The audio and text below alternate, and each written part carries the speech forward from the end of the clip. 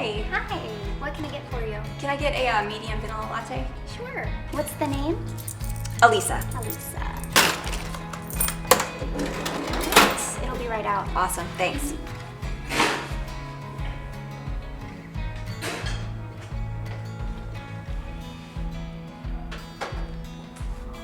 There you go, Alisa.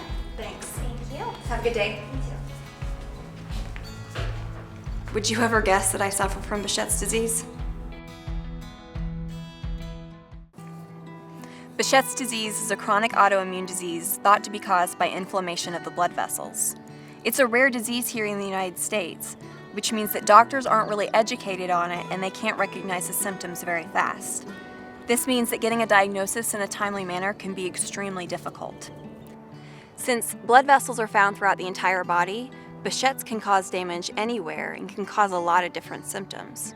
However, there are common symptoms of Behcets that can get you a diagnosis. This includes oral ulcers, genital ulcers, eye inflammation, skin lesions, and arthritis. Behcets can also cause things like strokes, heart attacks, and pulmonary embolisms.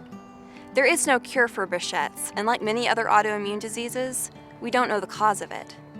Behcets patients can tame their symptoms with medication, but sometimes it can be hard to find a medication to put the disease in remission or a time without flares.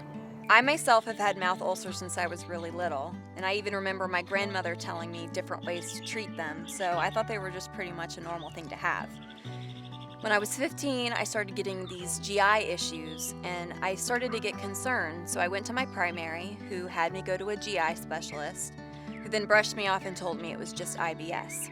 I went through college having to hide these symptoms from my friends, and then unfortunately they got worse around 15 days after I got married in my senior year of college. I had driven 8 hours to see my husband, who was living in Virginia at the time, and I woke up the next morning with this blinding abdominal pain, and I really thought something was wrong. And that was the point where I decided I was going to figure out what was going on with my body and what was linking all these weird symptoms together. I had a hard time in the United States finding someone that would really listen to me and that would help me find a diagnosis. So I ended up dropping out of college and following my husband to Germany, where he was stationed with the US Army. I thought if I could be there with him and we could fight it together, that maybe I would get an answer. During my second hospitalization in Germany, I had a rheumatologist see my case after I was put in the heart attack ward for chest pain, and he was determined to figure out what was wrong with me. He ended up doing a DNA test, and he actually found that I had the DNA marker for Behcets, which is HLA-B51. I was thrilled that day when I got that diagnosis.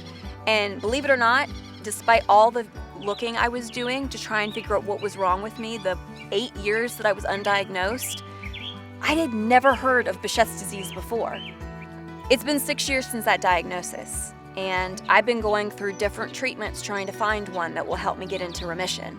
I technically have what's called refractory Behcets, which means that it's really hard to treat and really hard to get in remission. Even though I'm really sick, I look like I'm perfectly healthy, and that makes living life day to day really hard. So I feel like I'm in a void where I'm too sick to be with normal people, even though they expect me to be with them, and I feel too normal to be with the sick people because I don't look sick. So if you could tell a stranger one thing about Behcets, what would it be? The thing about Behcets, BD, is waking up each day and not knowing what kind of attack your body will have on you. So what would you say is the hardest part about having Behcets? You don't know if you're going to have clumps of hair coming out your head, or if you'll even be able to eat that day, because the ulcers in your mouth is so bad. It's not just in your mouth, your lips, down your throat. The thing is, your body is being attacked, so you just pray for a good day. And that's why we're tired all the time, right? Yes. Our body is attacking itself. Yes. So we don't have a lot of energy left over No. to do what we want to do. I don't wish this life on anybody, Alisa. It's so bad, you know, and the smile that comes with this, the tears behind my smile. And, you know, hopefully there'll be a cure one day. I pray so. Me too.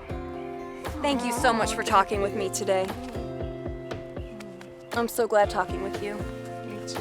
It makes things better. Yes. Yes. Now that you know about Behcets disease, how can you help us raise awareness? First, share this video. The more people that share it, the more people that will see it. You can go to Behcets.com and learn more about Behcets disease, and you can also go to worldoceansarts.org to see how we're raising money for the American Behcets Disease Association. Thanks, guys.